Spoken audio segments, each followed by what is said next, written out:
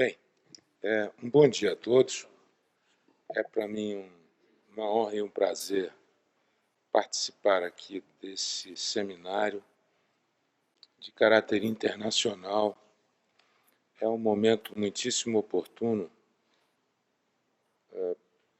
dar uma parada nas nossas atividades diárias, tão estafantes e tão pesadas, para que possamos refletir um pouco, debater um pouco, ouvir um pouco mais sobre uma questão relevantíssima nos dias de hoje, que é o contrato seguro. Por isso mesmo, eu cumprimento os organizadores, na pessoa do ministro Paulo Sanseverino, um espetacular juiz que integra a segunda seção do Superior Tribunal de Justiça. Eu não só o cumprimento pela iniciativa de realização desse seminário, desse congresso internacional, assim também pela homenagem prestada a Flávio Cavalcante, como também o agradeço pela honra do convite de participar desse painel nessa manhã aqui de quarta-feira em Brasília. Sejam todos também muito bem-vindos. Cumprimento e vejo aqui coordenando o nosso painel também outro magistrado já reconhecido, Ricardo Cueva, coordena os nossos trabalhos, meu querido colega, amigo e também magistrado a quem a toga vestiu muito bem, Antônio Carlos Ferreira, e a ministra Isabel Galotti, que também nos honra com a sua presença, uma juíza cuidadosa e bastante preparada. Hoje é a segunda sessão, a mais importante do STJ, está muito bem servida por seus juízes. Cumprimento aqui também a todos os participantes, na pessoa do professor Humberto Teodoro Júnior, que nos brinda na plateia, e também do inesquecível ministro Rui Rosado, que tanta saudade deixou aqui no tribunal. Peço que recebam todos, em nome deles, uma saudação. O tema que me pediu o ministro Sanseverino que falasse é muito objetivo, é um corte, praticamente, que envolve aspectos de direito civil, de direito contratual e aspectos de natureza processual. Então, eu vou me arriscar aqui na presença de civilistas, especialistas em contrato de seguro e processualistas em traçar uma brevíssima exposição primeira e preliminar sobre esses dois aspectos do ponto principal que me foi atribuído pelo ministro Sanseverino e pelos organizadores, para depois analisarmos alguns precedentes do Superior Tribunal de Justiça acerca desses temas. Já cabe aqui, quase que esclarecendo em embargos de declaração, que todos devem estar se perguntando, o que é que eu estou fazendo, falando desse tema de... volta um pouquinho só no tema. Ação direta da vítima contra a seguradora em casos de contratos de responsabilidade civil, quando, na verdade, o painel diz respeito à função social dos contratos de seguro. Mas é que o ministro Sanseverino esqueceu de dizer que houve uma troca da minha participação. Eu atendi a um pedido do ministro João Otávio de Noronha, que iria participar desse painel falando desse tema, e ontem me pediu o ministro Sanseverino que eu pudesse vir mais cedo, porque o ministro Noronha trocaria comigo o horário. Então, não fiquem preocupados, eu ainda não fiquei louco, e tampouco os senhores.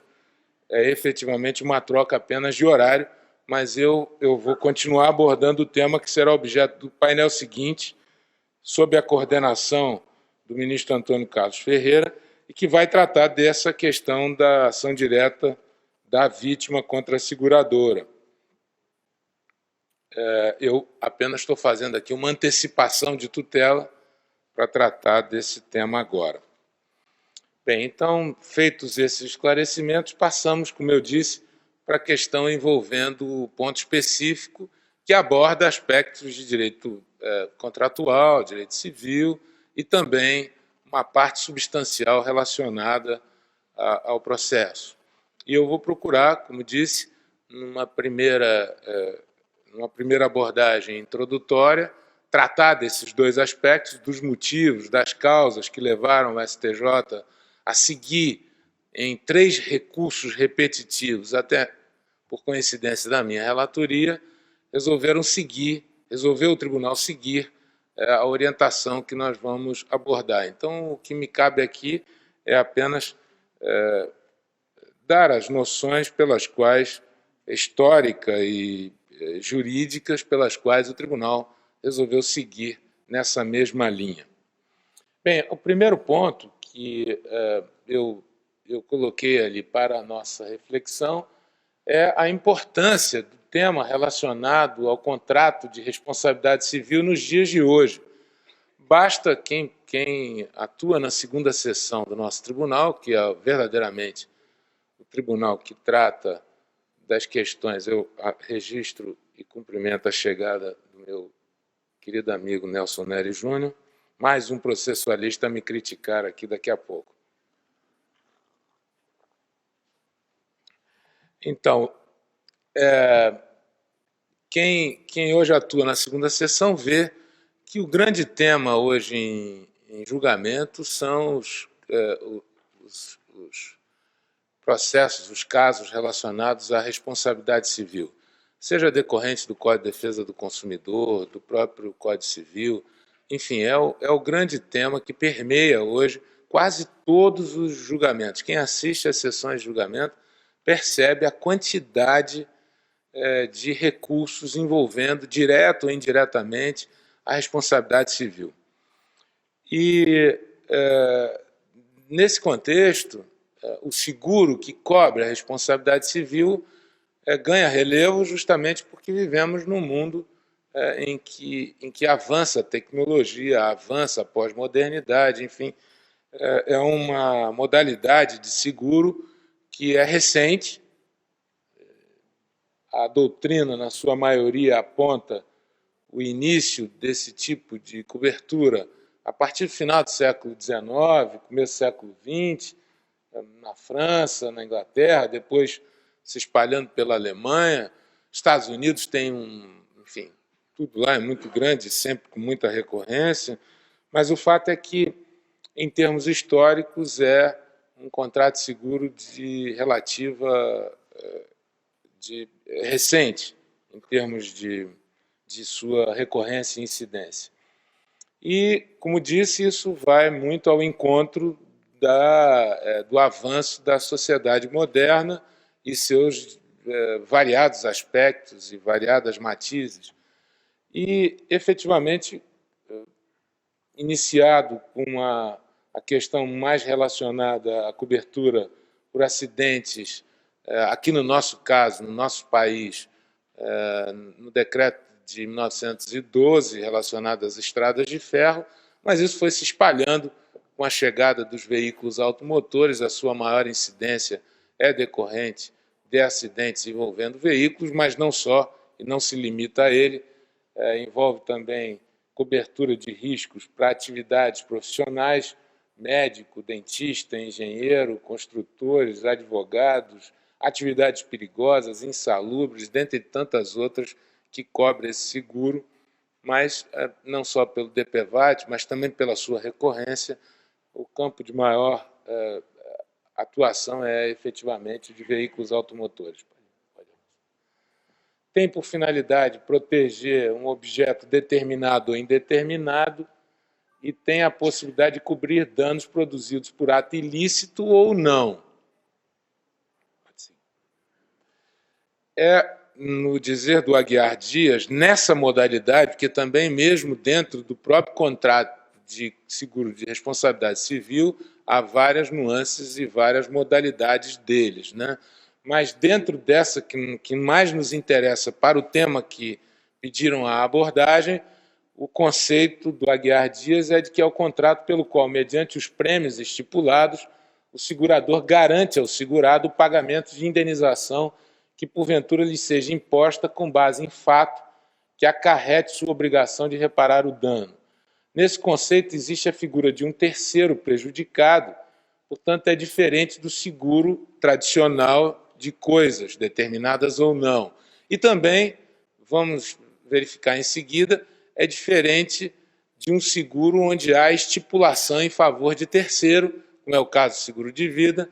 Também há uma diferença bastante acentuada entre essas modalidades e mesmo, volto a dizer, dentro do campo do seguro da responsabilidade civil, são vários matizes e eu fiz um corte para esse que nos interessa, que é justamente o tipo de ação indenizatória a ser proposta. São características do contrato de responsabilidade civil o fato dele ser bilateral, oneroso, aleatório, consensual e de adesão. É negócio jurídico que gera efeitos patrimoniais.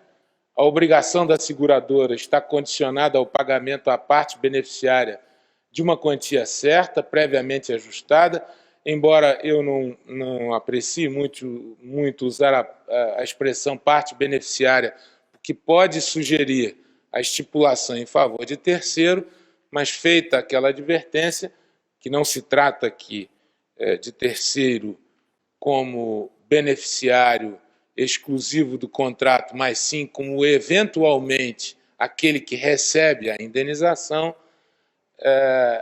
é sim uma obrigação condicional. E é assumida pelo segurador e só atinge interesse legítimo do segurado. Claro, um ato ilícito, porém ilegal, do ponto de vista criminal, não pode ser coberto por esse tipo de contrato. Relativo a pessoas ou coisas, não se pode segurar atos dolosos do segurado e tem também permissão legal para limitação dos riscos por parte da seguradora. Fundamentalmente, com o Código Civil de 2002, vieram regras específicas em torno desse tipo de contrato, embora haja uma legislação esparsa muito grande cuidando das diversas modalidades de contrato de seguro de responsabilidade civil. Mas no artigo 762, o Código estabeleceu o que já vinha sendo muito acentuado pela doutrina e também aquilo que sistematicamente o Código, com aqueles princípios que mencionou o ministro Sanseverino, acabou por acolher. Portanto, estabeleceu expressamente que o contrato para garantia de risco proveniente de ato doloso do segurado é nulo, ou de representante de um ou de outro. E no artigo 787, no caso específico do seguro de responsabilidade civil, o segurador garante o pagamento de perdas e danos devidos pelo segurado a terceiro. Então, o legislador avançou e conceituou essa modalidade.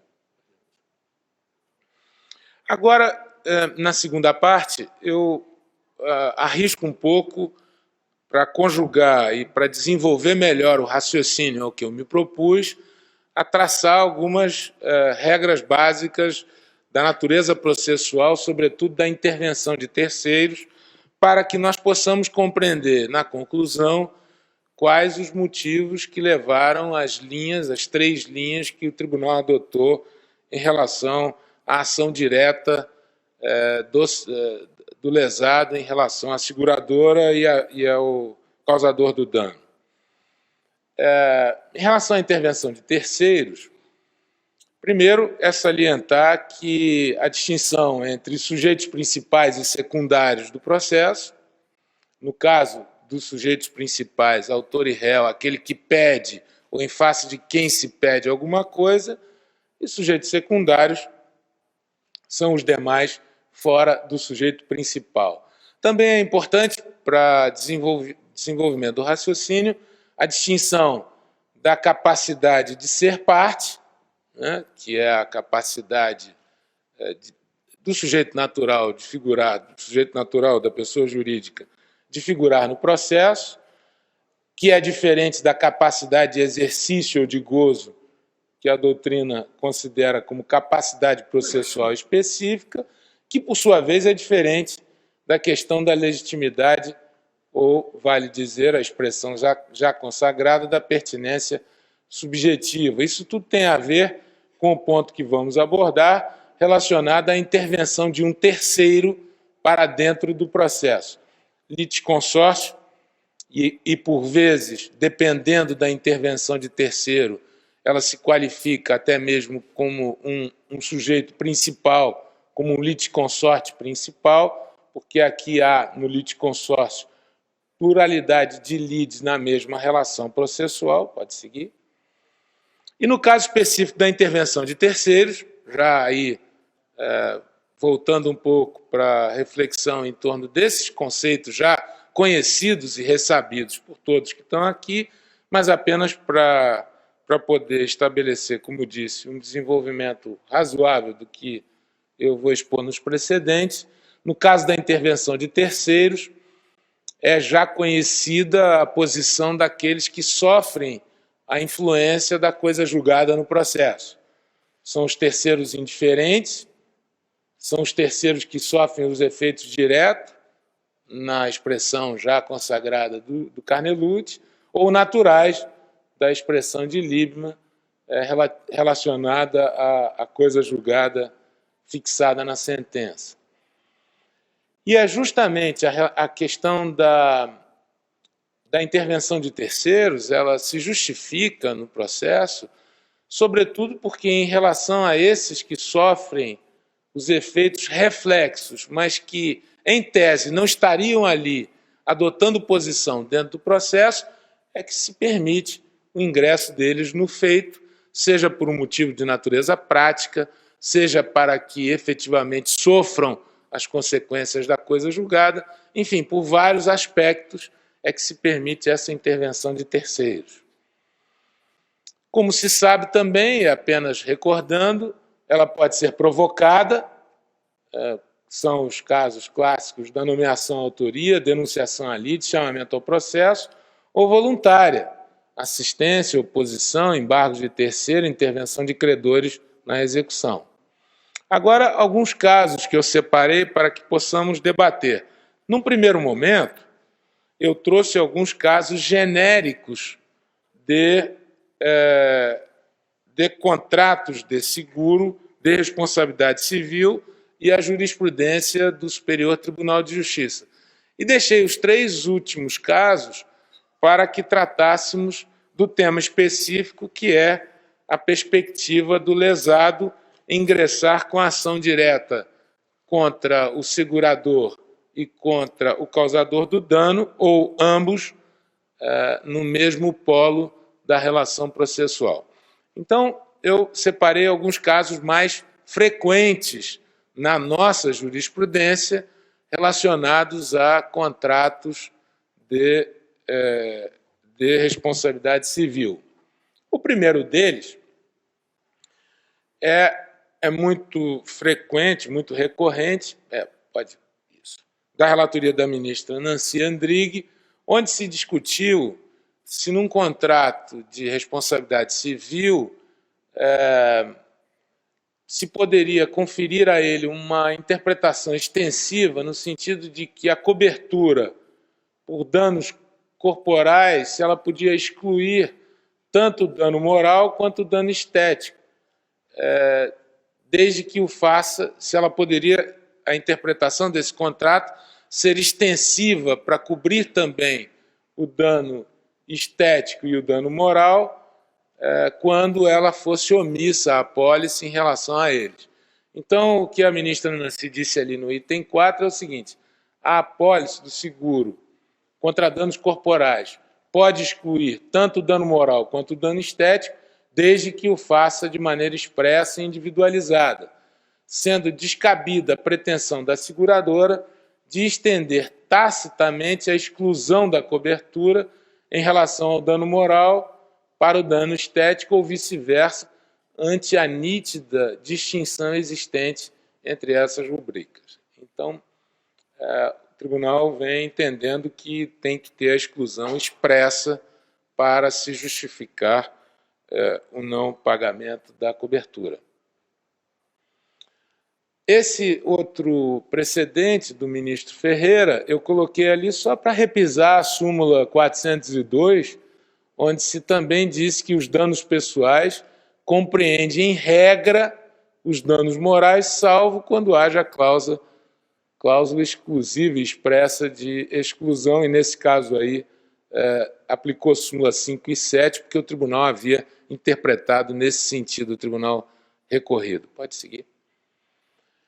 Esse outro caso, também muito frequente, quando se discute seguro de responsabilidade civil, como vimos, a maior incidência é relacionada a acidentes de veículos, penso eu, se fizermos um score dentro do tribunal, e nesse caso o que muito se discute é se a embriaguez do segurado, por si só, exclui a indenização securitária. E, dentro do contexto da nossa jurisprudência, hoje já está sedimentado que não, por si só, a embriaguez não exclui o direito à indenização securitária.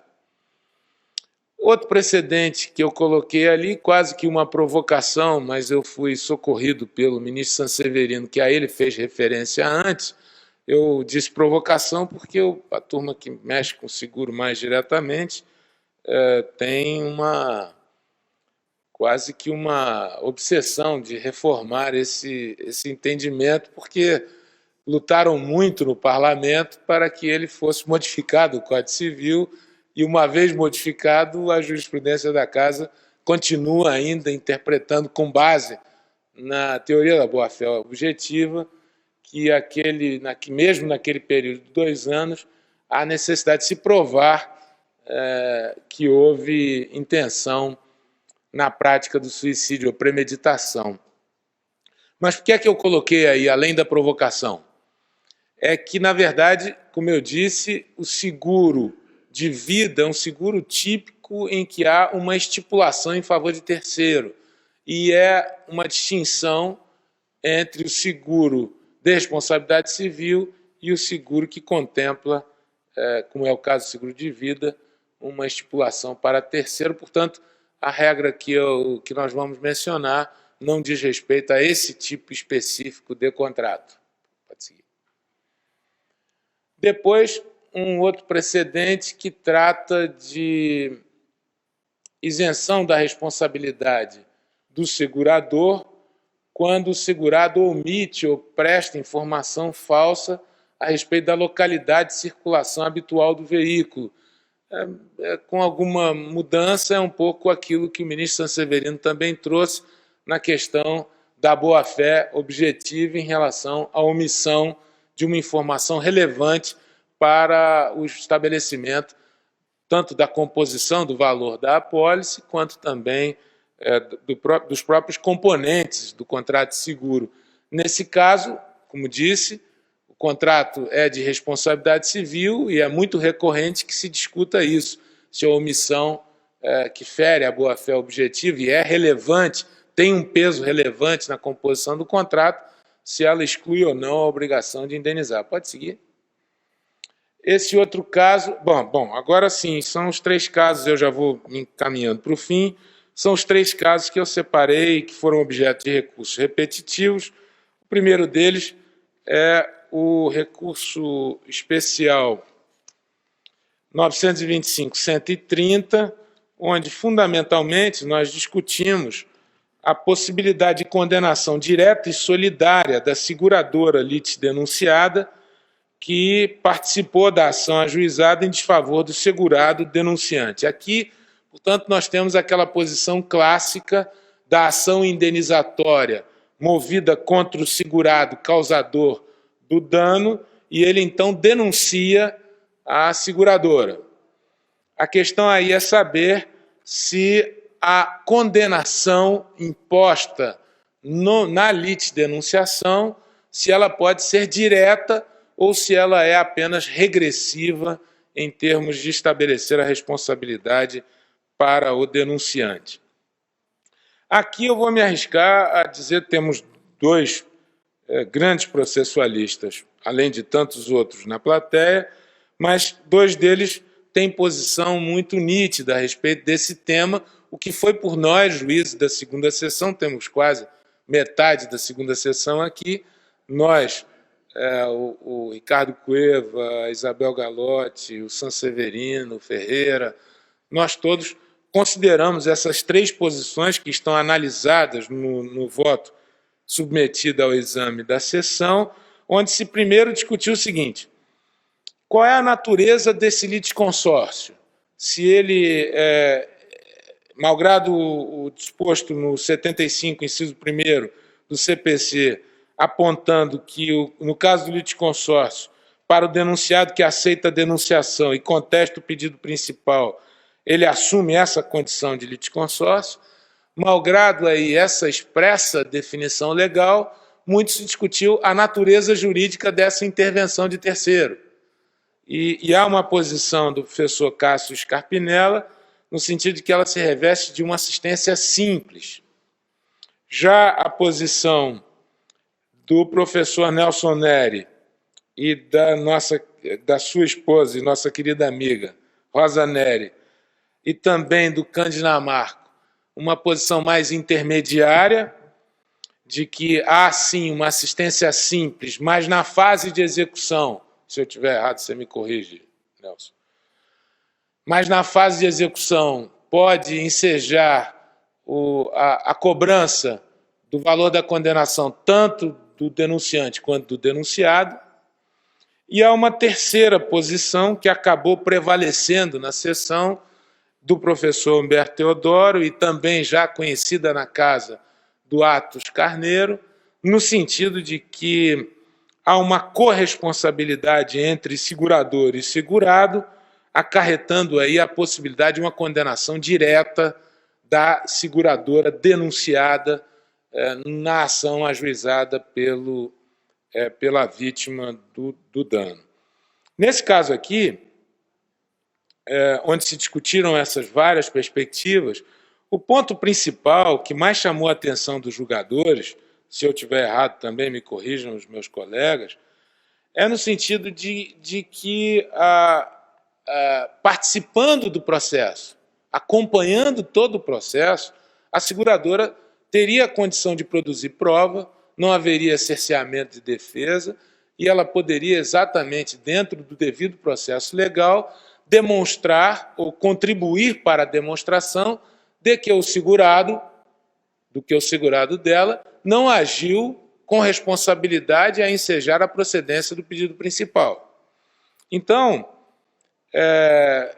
por um lado, há essa perspectiva de se garantir a participação da seguradora, por outro, também a questão da efetividade do processo, porque não seria razoável, após ela participar, seja como assistente simples ou seja como litisconsorte, mas participando e tendo a oportunidade de acompanhar todo o processo, não seria razoável apenas estabelecer o direito à indenização para o segurado, que eventualmente até poderia não repassar o valor recebido para a vítima do dano. Portanto, se considerou aí também o aspecto prático da questão para estabelecer, então, no enunciado, que foi aprovado para efeito de recurso repetitivo, que em ação de reparação de danos movida em face do segurado, a seguradora denunciada pode ser condenada direta e solidariamente, junto com este, a pagar a indenização devida à vítima,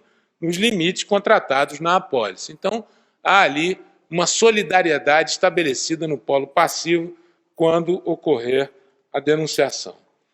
O segundo caso é o recurso especial 962-230, também em termos de recurso repetitivo, onde se estabeleceu, onde nós discutimos e acabou se estabelecendo que não pode haver o ajuizamento de ação de indenização direta e exclusiva contra a seguradora do suposto causador do acidente, sem a participação deste, o responsável, no processo. Por quê? Aí sim, pelo mesmo raciocínio, nós, avaliando as circunstâncias, entendemos que o pressuposto, tudo aquilo que foi dito aqui, o pressuposto para o seguro de responsabilidade civil é justamente haver o dever imputado ao segurado de indenizar. E esse dever imputado ao segurado de indenizar tem que estar provado nos autos. Do contrário, por favor. Não, é o 96. Não, é o anterior. É o 962.230, isso. E o dever do segurado deve estar provado nos autos. Se ele não participa, visivelmente há um cerceio de defesa para a seguradora que fica, então, sobremaneira prejudicada por não participar e por participar diretamente sem que o próprio causador do dano esteja ali. E efetivamente, há casos em que, se não demonstrada não só a questão da culpa, mas há casos típicos, como, por exemplo, o agravamento intencional dos riscos pelo segurado, por exemplo, com a embriaguez voluntária, ou mesmo por ato ilícito decorrente de dolo da sua parte, é o 762 do Código Civil. Nessas hipóteses, embora haja a responsabilidade do segurado, essa não é repassada para a seguradora, porque há expressa previsão legal para afastar essa indenização da seguradora. Portanto, é fundamental a participação dele nos autos para ensejar a possibilidade dessa demanda. Então, nós concluímos ali que não cabe a ação de terceiro prejudicado ajuizada direta e exclusivamente em face da seguradora do apontado causador do dano. Nesse caso de responsabilidade civil facultativa, a obrigação da seguradora de ressarcir os danos pressupõe a responsabilidade civil do segurado. Portanto, a ação direta, nesse caso, não é possível. E o último precedente, que também julgado em recurso repetitivo, tratou de uma variação desse tema, que é saber se, uma vez, vamos voltar um pouquinho, fixamos no primeiro precedente que é possível a condenação direta do segurado e da seguradora em caso de litisdenunciação. Depois dissemos, nesse precedente que acabamos de ver, que a ação direta e exclusiva por terceiro em face da seguradora não é possível. E agora, nesse precedente, dissemos que é a respeito da possibilidade de o terceiro, vítima de acidente, ajuizar a ação reparatória contra o segurado e também contra a seguradora, esta em litisconsórcio. E concluímos que sim, se era possível a condenação direta quando há litisdenunciação, nada mais razoável do que estabelecer a possibilidade da vítima ajuizar a demanda reparatória direta contra o causador do dano, o segurado, e também a seguradora. Com isso, nós acreditamos, na segunda sessão, que os precedentes abrangem a grande maioria dos casos envolvendo ações de terceiro que são vítimas de responsabilidade civil e que o causador desse dano tem o seu seguro feito justamente para evitar esse tipo de inconveniente e estabelecer a cobertura em relação a eles. Portanto, esses foram os motivos que levaram a sessão a trilhar essa linha. Eu quero novamente agradecer a atenção com que me distinguiu os organizadores desse evento, dizer da minha satisfação de participar nesse painel com expositores de tanto gabarito e agradecer a atenção com que me ouviram. Obrigado.